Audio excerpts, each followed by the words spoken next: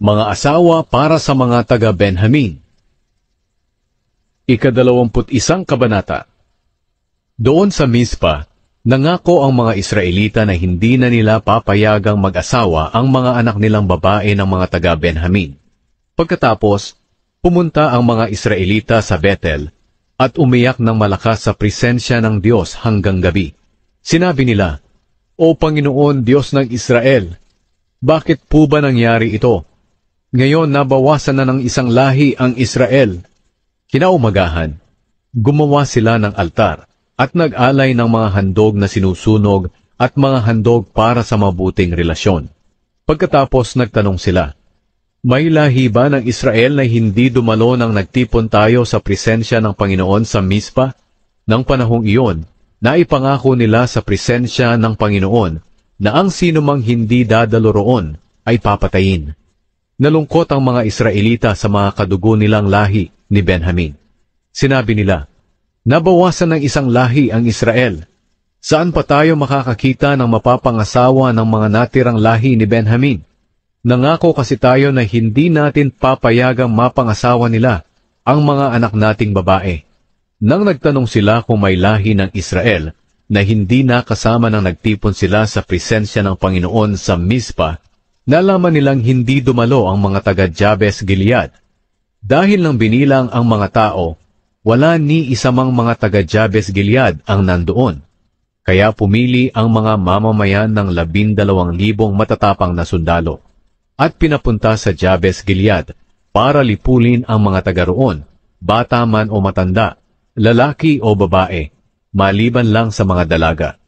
At doon nakakita sila ng 400 dalagang birhen, at dinala nila ito sa kampo nila sa Shilo, na sakop ng Kanaan. Pagkatapos nagsugo ang buong sambayanan ng Israel ng mga mensahero sa mga lahi ni Benjamin na nagtatago sa bato ng Rimon. Sinabi sa kanila ng mga mensahero na handa nang makipagkasundo sa kanila ang mga kapwa nila Israelita. Kaya umuwi ang mga lahi ni Benjamin at ibinigay sa kanila ng mga Israelita ang mga dalagang taga-Jabes Gilead. Pero kulang pa ang mga dalaga para sa kanila. Nalungkot ang mga Israelita sa nangyari sa mga lahi ni Benjamin dahil binawasan ng Panginoon ng isang lahi ang Israel. Kaya nag-usap-usap ang mga tagapamahala sa mga mamamayan ng Israel. Sinabi nila, "Wala nang natirang babae na lahi ni Benjamin. Ano ba ang gagawin natin para makapag-asawa ang natira nilang mga lalaki? Kailangang magpatuloy ang lahi nila para hindi mawala ang lahi ni Benjamin. Pero hindi natin mapapayagang mapangasawa nila ang mga anak nating babae dahil nakapangako na tayo na ang gagawa nito ay susumpain." Pagkatapos naalala nila na malapit na pala ang taunang pista para sa Panginoon na ginaganap sa Shilo. Ang Shilo ay nasa hilaga ng Bethel, sa timog ng Lebona, at sa silangan ng daang mula sa Bethel papunta sa Shechem. Sinabi nila sa mga lahi ni Benjamin, "Magtago kayo sa mga ubasan, at bantayan niyo ang mga dalagang taga-Shilo. Kapag dumaan sila roon para sumayaw sa pista, lumabas kayo sa taniman, at kumuha ng mapapangasawa ninyo, at dalhin sa inyong lugar.